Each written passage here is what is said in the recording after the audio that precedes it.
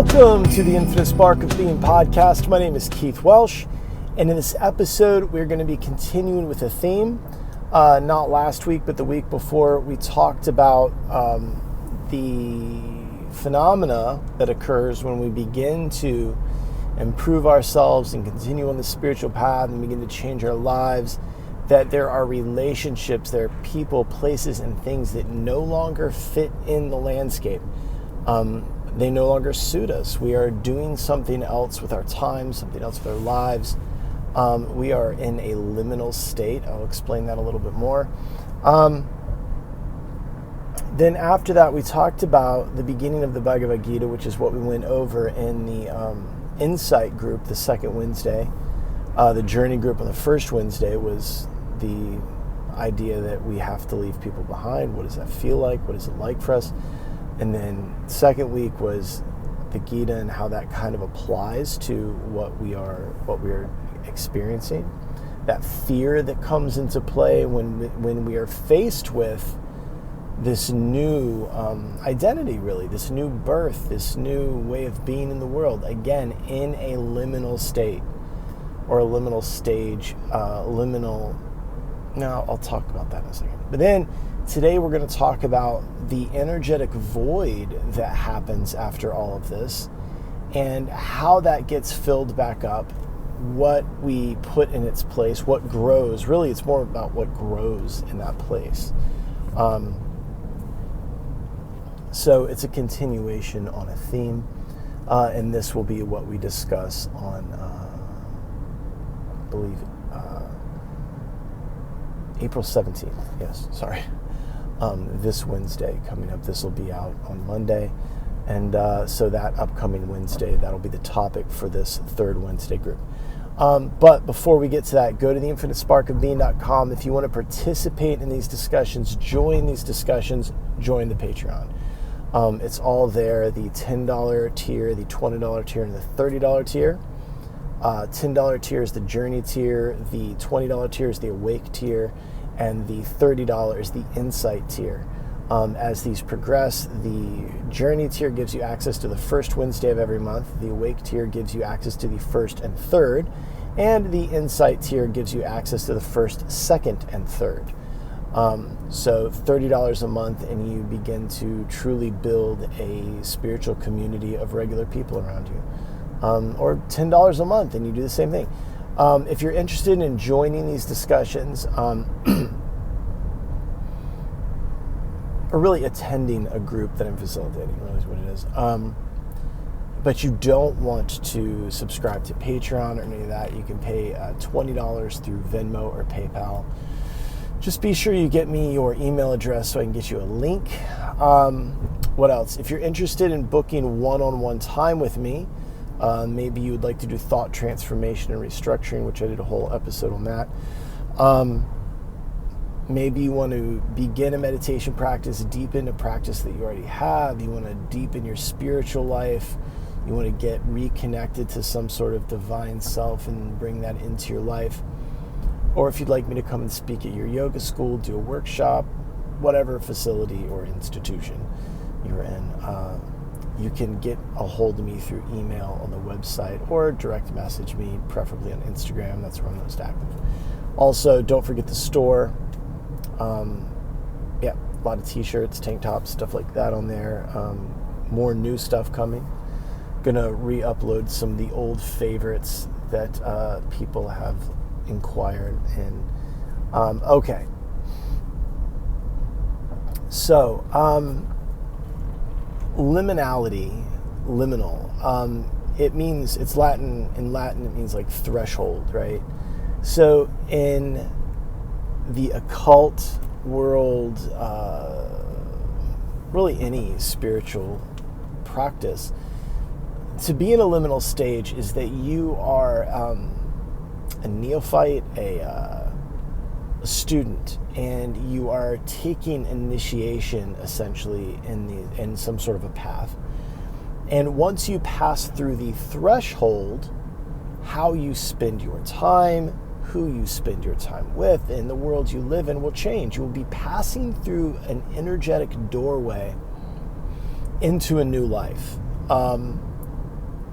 And the process of passing through that doorway, as we've discussed, can be kind of painful, confusing. It feels a lot like change that we're maybe not ready for. I hear that a lot, change that we're not ready for. Also, one of the things that's coming into play is that the mind no longer has an identity for us. The mind is going, well, I understood myself through the relationship I had with these people, places, and things, and now that's different, so I don't know who I am. And from an evolutionary place, that scares the organism's nervous system and its mind and all that stuff. So this isn't that simple.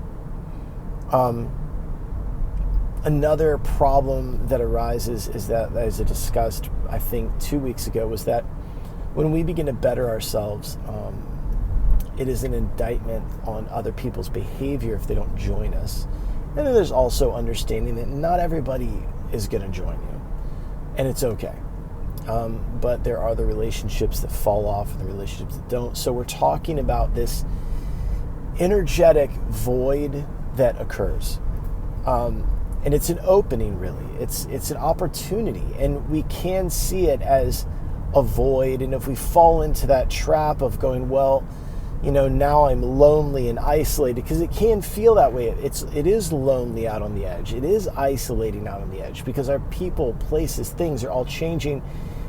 If we begin grasping and clinging, then what happens is we start to pull more of the same into that void, into that opening, and we fill that space in our life with what we think is different, but it's essentially the same. And then we begin to have the same experiences again. That's the karmic component of this, that when there is the opening, how do we prevent ourselves from pulling the same old stuff into it? And my only answer to you is that is the practice. The meditative practice, first and foremost, is what is creating the spaciousness in the mind that is cultivating patience and awareness, so that you don't grasp for something that feels the way something that makes you feel good, and you just fill the hole with that. Or you don't cling to those old people, places, and things that were really creating unhappiness and discontentment. This is how meditation changes our karma. This is how spiritual practice changes our karma. Anything that cultivates patience is going to alter our karmic curriculum, our karmic predicament. And you're free to see it however you want to see it, but understand that this is, again, where perception is our reality. Perception meaning the way we regard, understand, and interpret things. Well, if I regard, understand, and interpret this downtime, this alone time, this solitude as loneliness and isolation, and not peacefulness, stillness, and solitude, then again, I will fill that with the same old stuff. And this is where being slow, being thoughtful, being patient really pays off, and that patience and thoughtfulness comes from the meditative practice. If there is no method of creating space, then that's, you're gonna fill it again. You're not going to be considerate. You're not going to use. You're not going to be very discerning. And this is where we allow God in the form of Shiva to disrupt this. Shiva is always known as the god of destruction, otherwise known as Adi Yogi, the original yogi. So if we think of, and I know I've used this analogy before, so if you know it, bear with me, that the entirety of the ocean is Brahma, right? Because then, you have the Father, the Son, the Holy Spirit, the Trinity in Christianity. Well, you have the Trimurti in Hinduism, which would be Brahma, Shiva, and Vishnu. Brahma, I like to think of as the ocean itself. Vishnu is the energy that creates motion, creates waves and all these things, and creates all this life in the ocean. Let's just say waves, creates the waves in the ocean. Shiva is what crashes the wave, breaks the wave, washes it up on the beach. And we can always say, like, the wave is breaking, that wave just crashed, that wave, whatever. But really, the wave is only relatively a wave. It is absolutely the ocean. And that ocean doesn't exist without the sustaining force of Vishnu. So you start to see that there is only one thing. But what we're doing is we're allowing that force of nature, which allows phenomena to recede back into nothingness, to come about. There's a great saying, I believe it was that if God takes the table away from you, it's because the person, it's like maybe someone at the table is trying to poison you. So really, try to come up with better analogies. I don't think I have one. It's like we lose these relationships. There is a vacuum and emptiness. But it's because that emptiness is due to your own growth. Think about that. You're feeling that loneliness, that emptiness, that fear, that all the things we talked about for the last 2 weeks. You're feeling that because of spiritual growth, personal growth. And that's what's required. If we want something else, then we have to remove things. More often than not, God will remove those things for you. Those will come in the form of loss. I've got a lot of examples in my own life, examples with friends. I know that, someone very, very close to me, she would say that, for years she didn't have 2 nightstands. She only had one, and it was my girlfriend. But and I had similar things where she was at a chair on the other side of the bed, right? And never had a nightstand. And then she was like, if I keep this chair there, then energetically, I'm not even making space for another person. So she put a nightstand there. This is one of many things she did that are almost ritualistic or magical to bring someone into her life, and here we are. I did a lot of the same things in my life, where I realized that my life was only built for one person, and even though I tried to include other people in it, it really wasn't earnest. It was just, a friend of mine, his front seat of his car was always filled with stuff, and one day I pointed out, someone was like, no one's going to sit there because, and that's kind of the world you're building for yourself. It's like you want all of these positive spiritual changes, but you still keep these energetic, psychic, vampiric elements in your life, whether they're people, places, or things, that are not going to allow room for anything deeply spiritual and moving to happen or to come into your life. You have to build. It's like the Kevin Costner, build it and they will come. Was that the baseball movie? It's like that. You don't allow for anything. For me, in a lot of ways, saying yes to things was a way of doing that. Opportunities to go sit with different teachers, visiting lectures, or whatever it was, I would just be like, okay, yes, I'll go. Yes, yes, yes. There's 101 reasons not to go, and often it was like, I don't want to leave the house, I don't want to do this. But I went anyway. And you have to ask yourself, what do you want? Do you want, think about it from a cognitive, behavioral, karmic place. Do you want anything to change? Yes or no? If you do, then you have to do something different. And if you think of it as an energy or a vibration, vibrationally, are you holding on to things that kind of, maybe they subconsciously prevent you from having to deal with a relationship or any of that. You know, I think that's a very interesting idea. You know, but when we include something like meditation, which cultivates openness, spaciousness, thoughtfulness, it allows you to zoom out away from everything so you can see it a little more clearly and make different decisions. When we do that, we're doing all of it. We're connecting to the divine mind that's allowing us to think about things in a more beneficial and skillful way. We are creating the actual space in the mind to see these things, to see these opportunities, to recognize the same old weird behaviors and have the wherewithal to not engage. And you know what we get from meditation isn't a calmness, it's a fearlessness and a patience.